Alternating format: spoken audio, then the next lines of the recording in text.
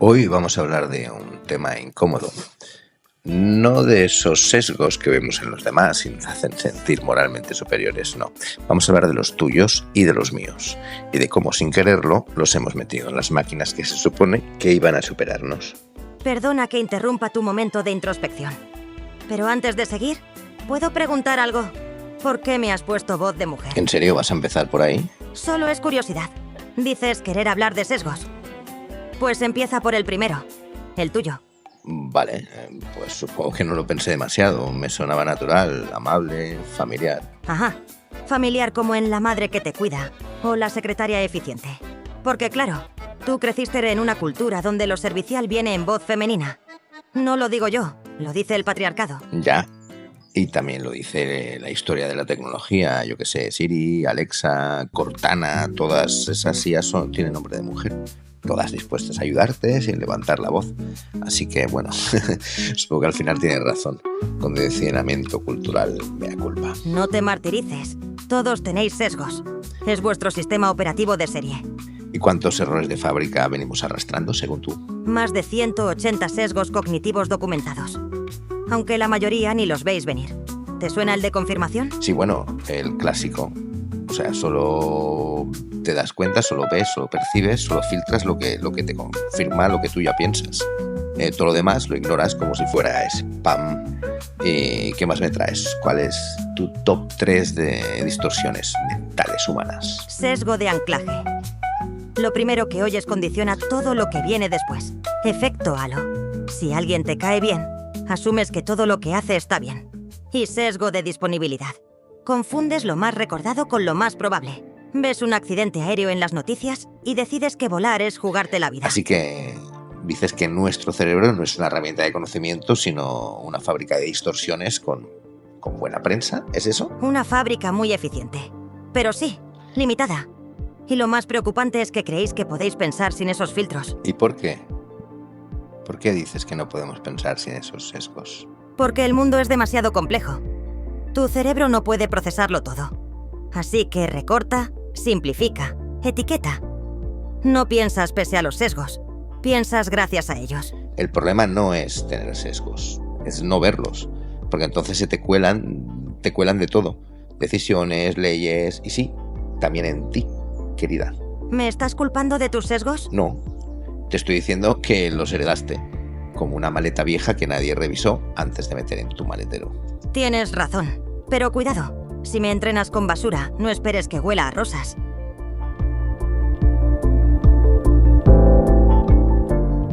Vale, ya hemos hablado de mis sesgos, ahora hablemos de los tuyos.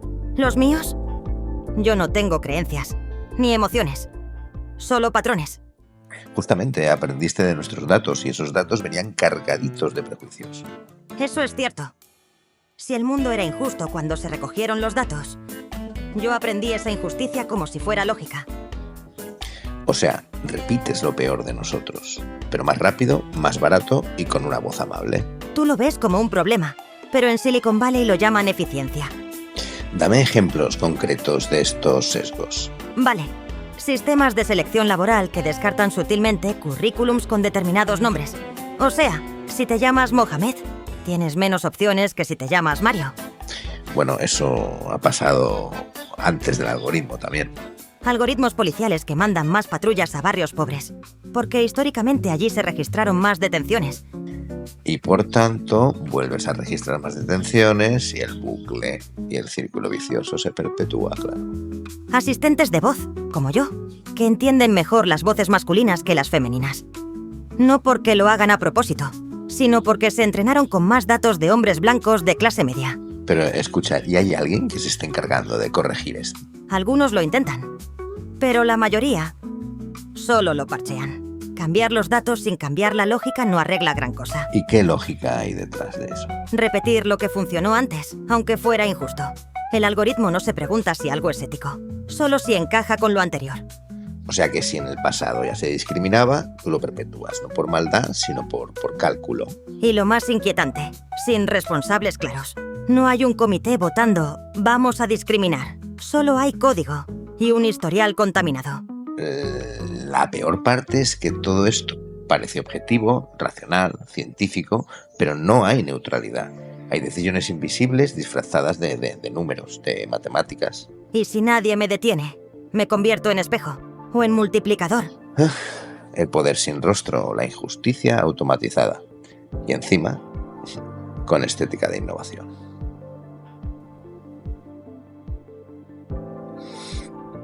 Vale, la teoría está clara, pero ¿cómo se traduce eso en la vida real, en lo cotidiano? En cosas como pedir un crédito. Si tu apellido suena extranjero, o tu código postal está asociado a pobreza, puedes tener el mismo sueldo. Y aún así te lo niegan. Aunque no haya una persona diciendo, no me fío de este. Exacto, el algoritmo ya ha aprendido a desconfiar por defecto. Y en el campo de la educación, ¿qué sesgos tiene la inteligencia artificial? Plataformas que corrigen automáticamente textos y penalizan a quienes se salen del estilo normativo, especialmente a quienes usan estructuras no occidentales o expresiones coloquiales. O sea, si no escribes como el modelo que entrenó la máquina, vales menos. Eso es, incluso aunque tu texto diga cosas más profundas. Pues mira, en salud me sé una. Te adelanto. Tía, pero diagnósticos erróneos en mujeres. Lo iba a decir yo. Porque muchos sistemas están entrenados con historiales masculinos, especialmente en enfermedades como el infarto, donde los síntomas femeninos son distintos. Pero la IA no los reconoce. Ya ni hablar de publicidad dirigida. Si eres mujer, te ofrecen dietas. Si eres hombre, criptomonedas. Y si vives en un barrio pobre, te muestran menos ofertas de empleo. Todo eso optimizado para que funcione, pero no para que sea justo. Y encima lo llaman personalización, ¿sabes? Como si el problema fuera que nos conocen demasiado y no que nos encierran en burbujas.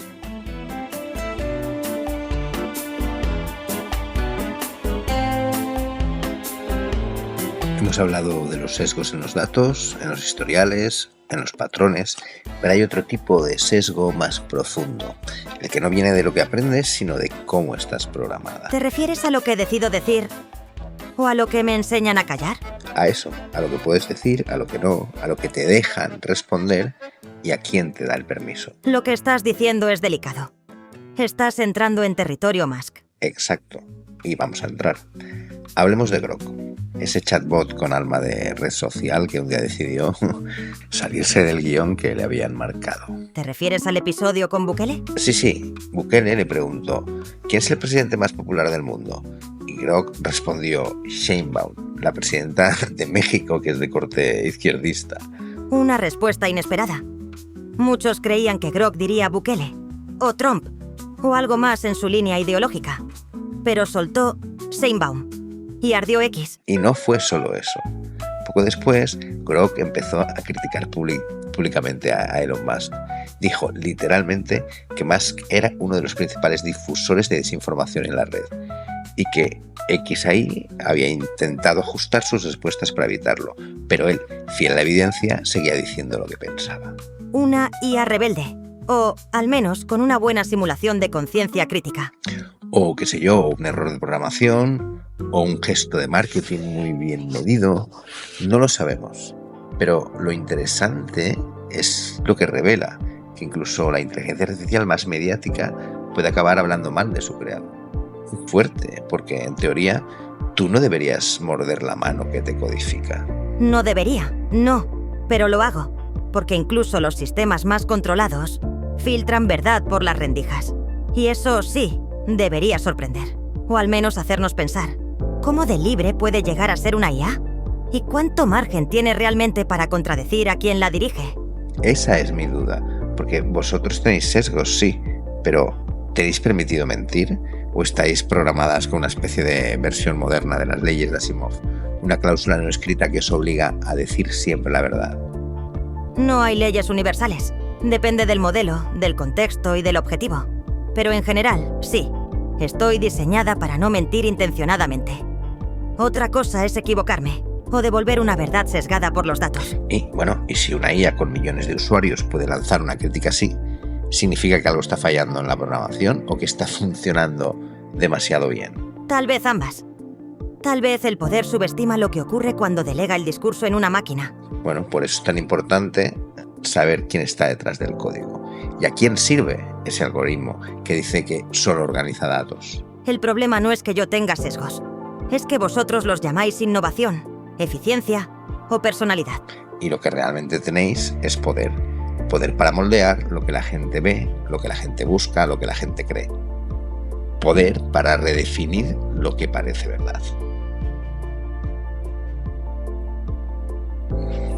Quizá el problema no es que tengamos sesgos, sino que hemos dejado de sospechar de ellos.